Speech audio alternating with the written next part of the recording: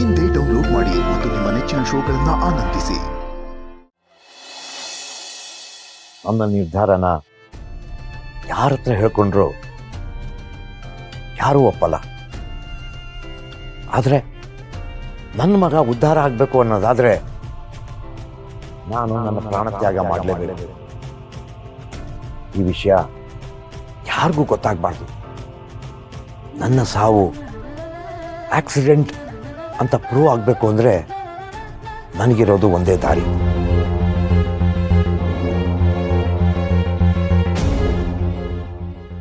ಓ ಏನ್ sir, head constable sir, ಅಪ್ರೂಪಕ್ಕೆ ಈ ರೌಡಿ ಶೀಟ್ ನೆನ್ಸ್ಕೊಂಡು ಫೋನ್ ಮಾಡ್ಬಿಟ್ಟಿದ್ದೀರಾ? ನಿಮ್ಮಿಂದ ಒಂದು ಕೆಲಸ ಆಗಬೇಕಾಗಿತ್ತು. ಹೇಳಿ ಸರ್, ಆಫ್ ಮಾಡ್ರೋ ಫುಲ್ ಮಾಡ್ರೋ? ನಾನು ಪೊಲೀಸ್ ಆಗಿ ನಿಮ್ಮ ಹತ್ರ ಈ ಥರ ಎಲ್ಲ ಕೆಲಸ ಮಾಡಿಸ್ಕೋಬಾರ್ದು. ಆದರೆ ಏನು ಮಾಡ್ತೀರಾ, ನನಗೆ ವಿಧಿ ಇಲ್ಲ. ಏನಾಗ್ಬೇಕು ಹೇಳಿ ಸರ್? ಒಬ್ಬ ವ್ಯಕ್ತಿನ ಕೊಲೆ ಮಾಡಬೇಕು. ಯಾಕೆ ನಗ್ತಾ ಇದ್ದೀರಾ? ಅಲ್ಲ ಸರ್, ಪೊಲೀಸ್ ಆಗಿ ಕೊಲೆಗೆ ಸುಪಾರಿ ಕೊಡ್ತಿದ್ದೀರಲ್ವ ಸರ್? ಮೊದ್ಲೇ ನೀವು ನಿಯತ್ತಿನ ಮನುಷ್ಯ, ನೀವು ಈ ರೀತಿ ಹೇಳ್ತೀರಾ ಅಂತ ಅನ್ಕೊಂಡಿರ್ಲಿಲ್ಲ. ಏನು ಮಾಡ್ತೀಯಪ್ಪ, ಪರಿಸ್ಥಿತಿ ಆಗಿದೆ. ಆಯ್ತು ಬಿಡಿ ಸರ್, ಯಾರು ಪಾರ್ಟಿ? ಹೇಳ್ತೀನಿ, ಆದರೆ ಈ ವಿಷಯ ಯಾರಿಗೂ ಗೊತ್ತಾಗಬಾರ್ದು. ಸರ್, ಡೀಲು ನೀಟಾಗಿ ಮಾಡಿ ಮುಗಿಸ್ತೀವಿ. ಈ ವಿಷಯ ಯಾರಿಗೂ ಗೊತ್ತಾಗಲ್ಲ, ನೀವೇನ್ ತಲೆ ಕೆಡ್ಸ್ಕೋಬೇಡಿ. ಇದಕ್ಕೆ ಹಣ ಎಷ್ಟು ಖರ್ಚಾಗುತ್ತೆ? ಸರ್, ಬೇರೆಯವ್ರಿಗಾದ್ರೆ ಒಂದ್ ರೈಟು, ನೀವು ನಮಗೆ ಗೊತ್ತಿರೋರು, ಅದಕ್ಕೆ ನಿಮಗೊಂದು ರೈಟ್. ತಲೆ ಕೆಡ್ಸ್ಕೋಬೇಡಿ. ಮೊದಲು ಕೆಲಸ ಆಗ್ಲಿ, ಆಮೇಲೆ ಅದನ್ನೆಲ್ಲ ನೋಡೋಣ. ಯಾವತ್ತಾಗಬೇಕು? ನಾಳೆನೆ. ನೋಡೋರ್ಗೆ ಪಕ್ಕ ಆಕ್ಸಿಡೆಂಟ್ ಅಂತ ಅನ್ನಿಸ್ಬೇಕು. ವಿಷಯ ಯಾರಿಗೂ ಗೊತ್ತಾಗಬಾರ್ದು. ಸರಿ, ನಾಳೆ ರಾತ್ರಿ ಇಟ್ಕೊಳ್ಳೋಣ ಸರ್. ಆಯ್ತು.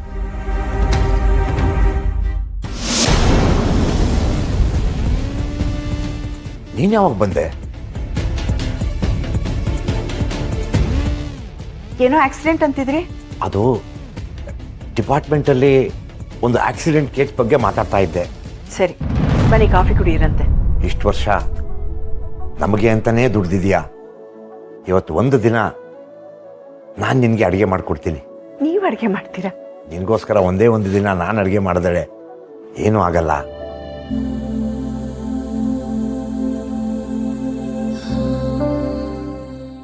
ಏನಿವತ್ತು ನನ್ನ ಬಗ್ಗೆ ಇಷ್ಟೊಂದು ಕಾಳಜಿ ತೋರಿಸ್ತಿದ್ದಾರೆ?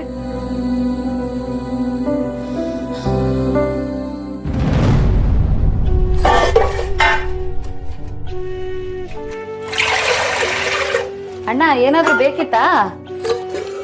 ಏನು ಬೇಡ ಕಡೆ. ಅಯ್ಯೋ ದೇವ್ರೆ, ಇವತ್ತು ಮಳೆ ಬರುತ್ತೆ. ಏನಣ್ಣ ಮಾಡ್ತಿದ್ಯಾ? ವತ್ಸಲಂಗೆ ಮೆಣಸಿನ್ಕಾಯಿ ಬಜ್ಜಿ ಮಾಡ್ತಾ ಇದ್ದೀನಿ. ಅಪ್ಪ, ಹೆಂಡತಿ ಮೇಲೆ ಮಾತ್ರ ಪ್ರೀತಿನಾ? ಈ ತಂಗಿ ಮೇಲೆ ಪ್ರೀತಿ ಇಲ್ವಾ? ನಿನಗೂ ಮಾಡ್ಕೊಡ್ತೀನಿ ರೇ. ಹಂಗಿದ್ರೆ 4 ಜಾಸ್ತಿ ಮಾಡು, ನಂಗೆ ತುಂಬಾ ತಿನ್ಬೇಕು ಅಂತ ಅನಿಸ್ತಿದೆ. ಅಣ್ಣ, ಹೇಗೂ ಎಣ್ಣೆ ಕಾದಿರುತ್ತೆ, ಅದಕ್ಕೆ ಒಂದು 4 ಮಸಾಲೆ ವಡೆ ಮಾಡ್ಬಿಡೋಣ. ಆಯ್ತು ಬಿಡ.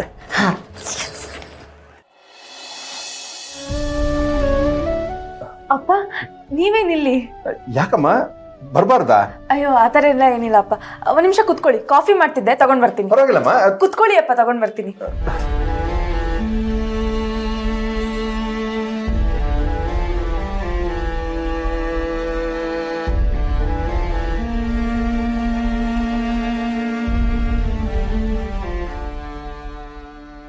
ಅಪ್ಪ ಕುತ್ಕೊಳ್ಳಿ, ತಗೊಳ್ಳಿ. ಅಯ್ಯೋ ಇದೆಲ್ಲ ಯಾಕಮ್ಮ?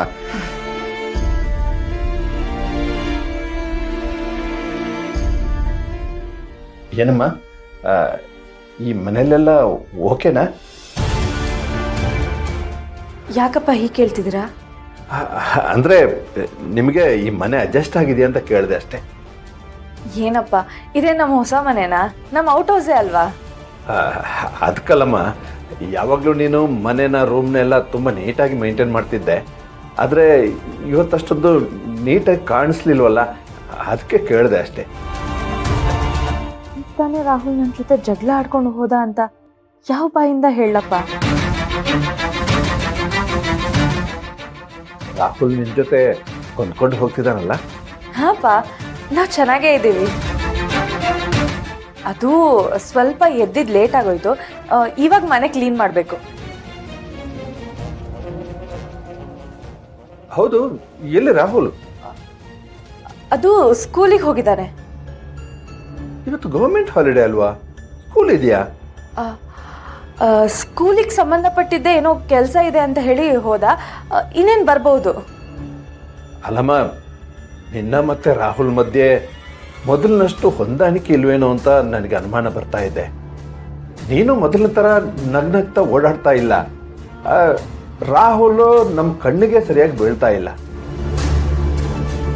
ನಿಮ್ಗೆ ಏನೇ ಸಮಸ್ಯೆ ಇದ್ರೂ ನನ್ನ ಹತ್ರ ಆಗಲಿ ಅಥವಾ ದೀಪನ ಹತ್ರ ಆಗಲಿ ಹೇಳ್ಕೊಳ್ಳಿ. ತಪ್ಪು ಯಾರ್ದಿದೆ ಅಂತ ನಾವೇನು ಕೇಳಲ್ಲ. ಆದರೆ ನೀವಿಬ್ರು ಚೆನ್ನಾಗಿರ್ಬೇಕು ಅನ್ನೋದೇ ನಮ್ಮ ಆಸೆ.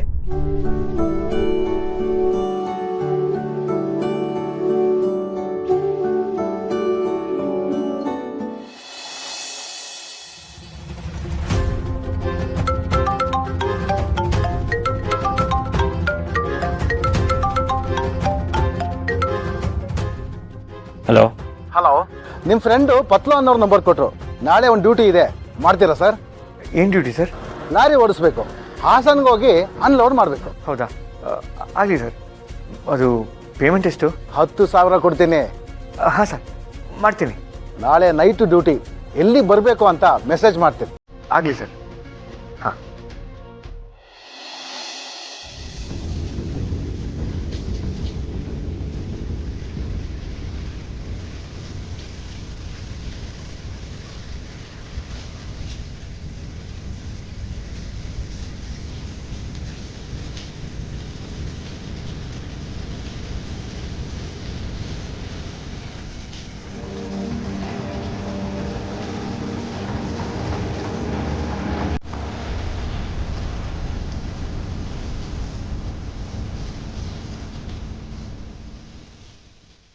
ನಿನಗಿಷ್ಟ ಅಂತ ಮೆಣಸಿನ್ಕಾಯಿ ಬಜ್ಜಿ, ಮಸಾಲೆ ಎಲ್ಲ ಮಾಡಿದ್ದೀನಿ.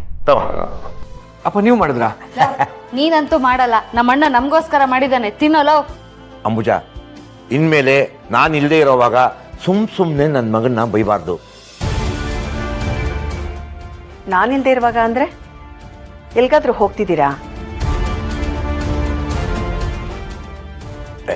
ಸುಮ್ಮನೆ ಮಾತುಗಂದೆ ಅಷ್ಟೇ. ಅಪ್ಪ, ನನಗೊಂದು ಕೆಲಸ ಸಿಕ್ಕಿದೆ. ಏನು ಕೆಲಸನೋ? ಲಾರಿ ಡ್ರೈವಿಂಗ್ ಅಪ್ಪ. ನಾಳೆನೇ ಡ್ಯೂಟಿ. 10,000 ಕೊಡ್ತಾರಂತೆ.